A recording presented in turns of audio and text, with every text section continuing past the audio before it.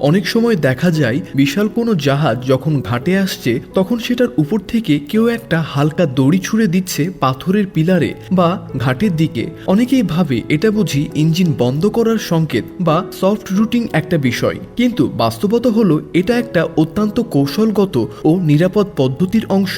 এই হালকা দড়ির নাম হেভিং লাইন। জাহাজ ঘাটে থামানোর সময় মূল যে মোটা দড়ি বা মুরিং লাইন ব্যবহার করা হয় সেটা খুবই ভারী আর প্রচণ্ড চাপের মধ্যে থাকে। সেটাকে সরাসরি ছুঁড়ে দেওয়া সম্ভব নয়, কারণ যদি সেই দড়ি ছিঁড়ে যায় বা হাত ফসকে যায় তখন সেটা পেছনে এমনভাবে ফিরে আসে যেন কেউ মিসাইল ছুটছে। এই কারণেই কেউ কখনো মূল মুরিং লাইন দিয়ে শুরু করে না। প্রথমে হালকা হেভিং লাইন ছুঁড়ে ফেলা হয় ঘাটের উপরে। ঘাটে থাকা কর্মীরা সেই দড়ি ধরে নেয় এবং সেটা ব্যবহার করে আস্তে আস্তে আসল মুরিং দড়ি টেনে আনে। এরপর মুরিং দড়ি ঘাটে থাকা বলাট বা মোটা লোহা খুঁটির সঙ্গে পেঁচিয়ে রাখা হয়। জাহাজের ভেতরে থাকা হাইড্রোলিক উইঞ্চ আস্তে আস্তে টেনে ধরে পুরো দড়ি শক্ত করে ধরে রাখে এবং পুরো জাহাজকে স্থির করে তোলে।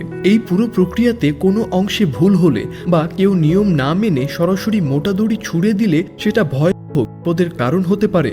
অনেক সময় দেখা গেছে কোনো মোটা মুরিং লাইন ছিঁড়ে গিয়ে আশেপাশে দাঁড়িয়ে থাকা লোকজন আহত হয়ে পড়ে, এমনকি মৃত্যুও ঘটেছে।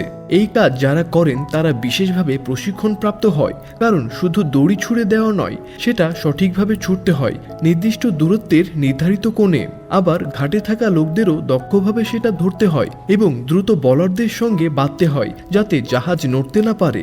এই হেভিং লাইন অনেক সময় হাতে ছোড়া হয়, আবার অনেক জাহাজে রোপ গান বা দড়ি ছেঁড়ার বন্দুক ব্যবহার করা হয়। এটা এমন এক ধরনের পিস্তলের মতো যন্ত্র যা দিয়ে হালকা দড়ি অনেক দূর পর্যন্ত ছুঁড়ে দেওয়া যায়। বড় জাহাজ বা বাণিজ্যিক বন্দরে এই পদ্ধতি বেশি ব্যবহার করা হয়। এই পুরো বিষয়টা প্রমাণ করে বিশাল কোনো যন্ত্র বা যান পরিচালনায় সবসময় বড় কিছু দিয়ে শুরু হয় না।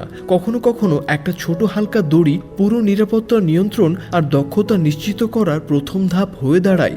বন্ধুরা, এই ছিল জাহাজ নিয়ে আমাদের আজকের ভিডিও। আপনি কি কখনো সামনাসামনি দাঁড়িয়ে জাহাজ থামানো দেখেছেন? তা অবশ্যই আমাদের কমেন্ট করে জানিয়ে দিন।